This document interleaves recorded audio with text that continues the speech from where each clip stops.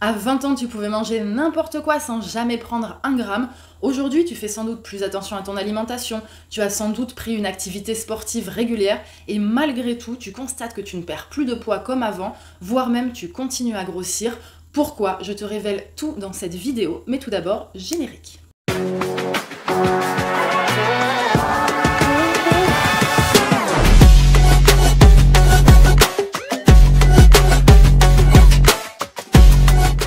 Bonjour à tous, je m'appelle Shannon, je suis coach sportif et nutritionniste. Dans cette vidéo, je viens défaire une idée largement répandue, comme quoi, au fur et à mesure des années, il est normal de prendre du poids.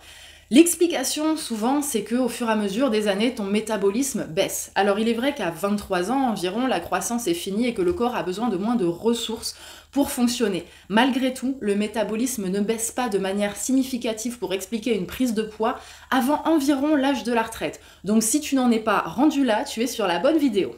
Mais avant que je te révèle ce facteur bloquant de ta perte de poids, qui est d'ailleurs largement sous-coté et dont personne ne parle sur les réseaux, il faut absolument qu'on soit au clair sur 3 points. L'alimentation, le sport et la santé. Alors au niveau de l'alimentation, je vois énormément de gens qui pensent bien faire. Je vois des gens qui disent Shannon, je mange bio, je mange des yaourts de soja, du lait d'amande ou d'avoine, je fais attention au Nutri-Score, je prends des produits allégés en matière grasse ou sans sucre, donc j'ai une bonne alimentation. C'est faux. L'alimentation, la nutrition, surtout devrait être enseignée à l'école et je vois qu'il y a très peu de personnes qui ont déjà consulté une fois dans leur vie un nut ou un diète.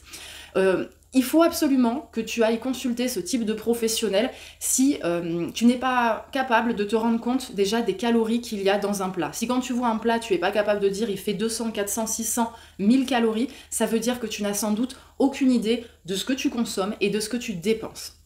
Je te conseille vraiment vivement d'aller voir un professionnel de santé, d'autant que c'est de plus en plus remboursé par les mutuelles. Il y a des forfaits, parfois 30, 40, 50 euros qui te permettent d'aller voir ce professionnel et au final de payer la consulte vraiment pas cher. Cette personne, elle va faire quoi? Elle va analyser ton alimentation.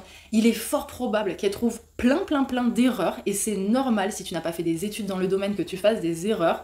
Et en plus de ça, elle va sans doute te donner un plan alimentaire. Donc là, important, on va en parler.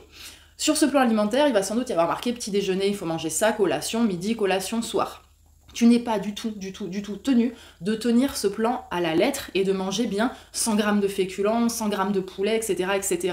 Ce plan-là, c'est une alimentation, entre guillemets, idéal. Ça veut dire que cette alimentation, elle est calquée sur tes besoins caloriques. Donc le nutritionniste va calculer tes besoins caloriques quotidiens, 1700 calories, 1900, 2000, plus si affinité, et à partir de là, elle va te donner des ordres de grandeur.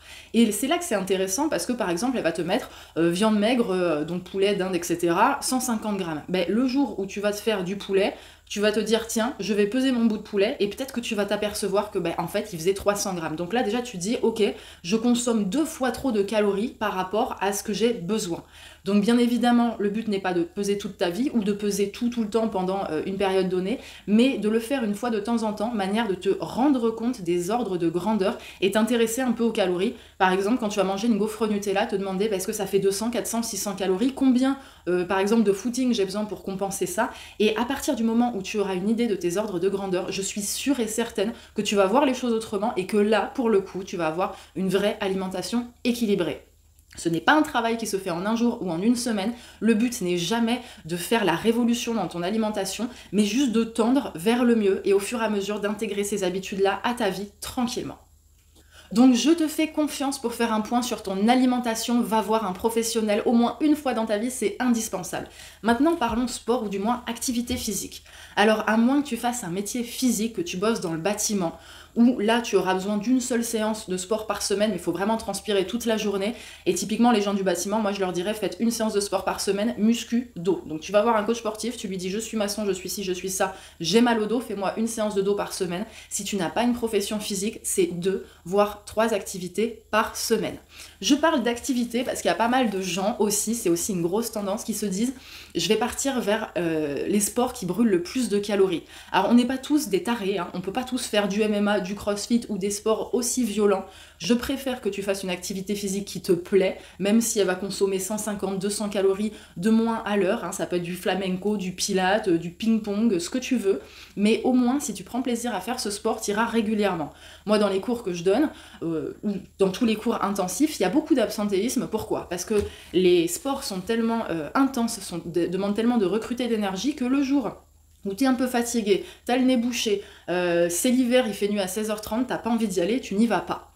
Donc il vaut mieux avoir une activité un tout petit peu plus modérée, mais être très régulier, plutôt que d'aller sur des entraînements vraiment qui te tuent et d'être très très absent, voire même de décrocher dès le mois de novembre. Vraiment, c'est important. Le sport doit être fait de manière intelligente, de manière optimisée, donc fais moins, mais fais mieux. Et au final, c'est mieux en qualité et en quantité pour toi. Dernier petit point hyper important, la santé souvent assez négligée, il faut absolument aller voir ton généraliste une fois par an, faire la petite prise de sang qui va bien, voir si tout est ok, parce que si tu tentes des trucs avec ton alimentation, avec ton sport et que ça marche toujours pas, ben peut-être que derrière il y a une carence dans quelque chose, on est dans un pays où quand même où médicalement on a tout ce qu'il faut, donc ça serait bête de s'en priver, et surtout, si à un moment donné tu as une prise de poids qui est inexpliquée, c'est le moment d'aller voir ton généraliste, tu as peut-être une maladie ankylosante qui s'est cachée là quelque part, ça a beau être rare, c'est pas si rare que ça. Thyroïde, moi à un moment donné, mais j'ai même pas fait gaffe, j'ai pris 2-3 kilos, je me suis dit bon bah c'est comme ça, et ben j'avais une petite hypothyroïdie, c'est rentré dans l'ordre depuis. Donc si tu te soupçonnes d'avoir quelque chose qui ne va pas, direction médecin, ça doit être toujours le médecin le premier réflexe. Et vraiment, j'insiste parce que c'est essentiel. Je vois encore trop de gens se gaver de gélules, acheter des patchs capteurs de graisse qui captent aucune graisse. Si tu veux enlever la graisse de ton corps, c'est la liposuction.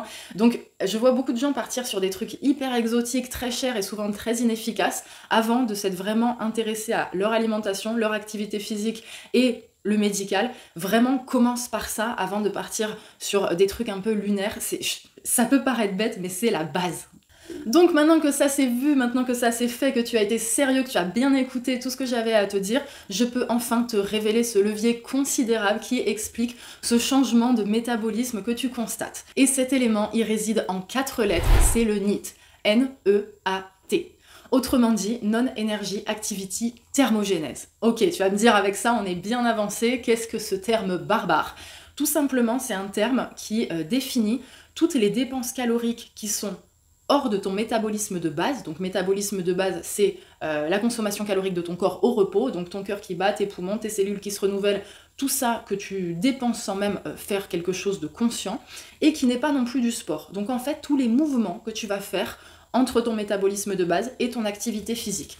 Tu as sans doute constaté ces dernières années qu'on te dit il faut prendre l'escalier plutôt que l'ascenseur, il faut faire 8000 pas par jour, il faut marcher, il faut aller au boulot à vélo ou en trottinette, etc. etc. Tout ça, c'est des recommandations de santé pour lutter contre la sédentarité, parce que la sédentarité est la cause de pas mal de maladies générationnelles, le diabète, les maladies cardiovasculaires et toutes les maladies liées au poids tout simplement, parce que la sédentarité fait grossir et le fait de grossir implique des maladies.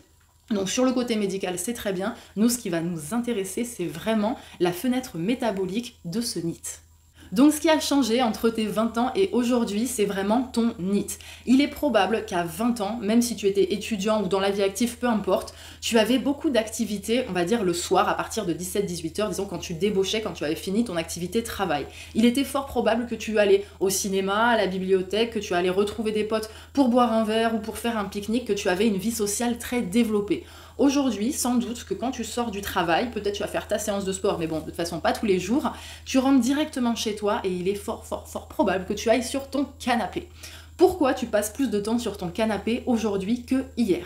Ben, tout simplement, il y a une époque pas si lointaine, on avait 6 chaînes à la télé, voire 9, un téléphone qui faisait pas grand chose et un ordinateur qui faisait pas grand chose, et peut-être qu'on n'avait même pas le wifi, qu'il fallait nécessairement aller en filaire sur l'ordinateur pour pouvoir chercher une info sur internet, une info qui mettait déjà 2 heures à charger tant que le débit était nul.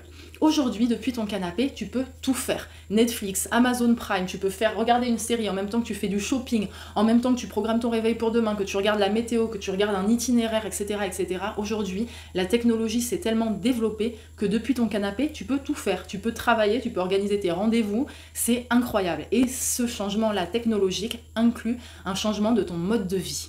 Donc pour mettre quelques données mathématiques sur cette grande tendance que je viens de te donner, sache que pour un homme de 80 kg, une activité basique, se cuisiner, faire du ménage, ranger l'appart, promener son chien ou se promener tout seul, jouer avec tes enfants, peu importe ce que tu fasses, d'activités vraiment très basiques sans spécialement fournir d'efforts, sans transpirer, c'est environ ou au moins 100 calories aux 30 minutes. Vraiment une activité juste rester debout, passer un coup de fil en faisant les 100 pas, ça sera environ 100 calories, se balader, jouer, on va chercher les 120, 130, 150 calories. Alors tu vas me dire, c'est pas grand chose 100 calories, mais si tu rentres chez toi à 18h et que tu quittes le canapé à 23h pour ensuite aller te coucher, sache que tu as quand même une fenêtre de 5 heures, donc une fenêtre quand même de 1000 calories. C'est énorme. Je sais pas si avant de regarder cette vidéo, tu te rendais compte qu'entre 18 et 23 heures, en faisant juste quelques activités comme ça, pas spécialement énergivores, tu avais 1000 calories disposées à être brûlées comme ça. Alors peut-être que tu vas te dire, oui mais je fais du sport, donc je vais pas faire du sport et rentrer chez moi faire encore des activités. Peut-être que ça peut faire too much, mais tu vas pas au sport tous les jours, donc il y a des jours, fatalement, où tu vas être extrêmement sédentaire. Si tu fais un job de bureau, que tu passes 8 heures par jour sur ton bureau, tu vas passer aussi 8 heures par jour à dormir, plus ces 5 heures dans ton canapé, tu fais l'addition, ça fait que tu vas passer 21 heures de ta journée en mode sédentaire sur 24 heures. C'est énorme. Le corps humain, le corps d'animal que nous avons n'est pas du tout fait pour être sédentaire autant de temps. Voilà pourquoi il faut absolument que quand tu es chez toi, tu sois encore un peu actif. Bien sûr, je te dis pas d'être actif de 18 à 23 heures, c'est important de se poser, de se reposer, c'est sympa de scroller sur les réseaux, évidemment tu dois avoir des moments de détente, tu dois avoir des moments sur le numérique parce que ça fait partie intégrante de la vie. Tout ce qu'il faut se poser comme question, c'est est-ce qu'aujourd'hui ta consommation d'écran, ta consommation sédentaire est raisonnable par rapport à ton mode de vie.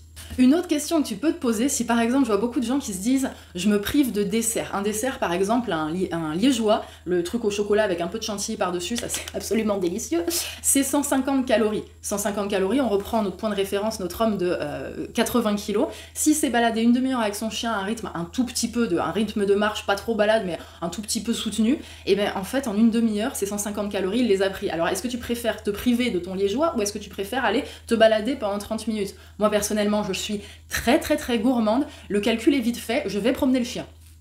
Donc bien évidemment, ce que je t'ai révélé aujourd'hui, ce n'est pas une pilule miracle, je suis désolée, le jour où elle existera, je serai la première à te le dire, mais là, on parle encore de faire des efforts dans ton changement de mode de vie, il s'agit de rechanger ce que tu as déjà changé pour retrouver ce que tu avais perdu, ça implique de se motiver, la bonne nouvelle c'est que n'importe quelle habitude est difficile la première semaine, les 2 premières semaines, et après devient tout simplement une habitude, donc fais l'effort de cuisiner plus par toi-même, en même temps que tu cuisines, tu perds des calories et en plus tu manges mieux, tu manges meilleur, c'est quand même un pari gagnant-gagnant. Et puis range ta maison, ne garde pas, je vois beaucoup de gens aussi, c'est bête à dire, mais quand je reçois des gens, je leur pose des questions, je vois beaucoup de gens qui la semaine disent je ne fais rien et qui gardent toutes les corvées pour le week-end. Non, fais tes corvées, fais ton ménage, fais ton rangement la semaine, comme ça tu brûles des calories et en plus le week-end tu vas te dégager de la charge mentale, tu vas te dégager du temps pour faire des trucs beaucoup plus sympas. Moi, ce que je veux, c'est vraiment que tu réussisses tes objectifs le plus vite possible, sans perdre ton temps, sans perdre ton argent et sans faire face à des échecs qui sont souvent difficiles à vivre.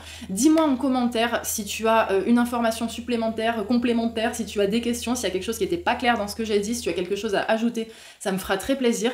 Et sur ce, je te souhaite une très bonne journée, je te dis à bientôt. Bye bye!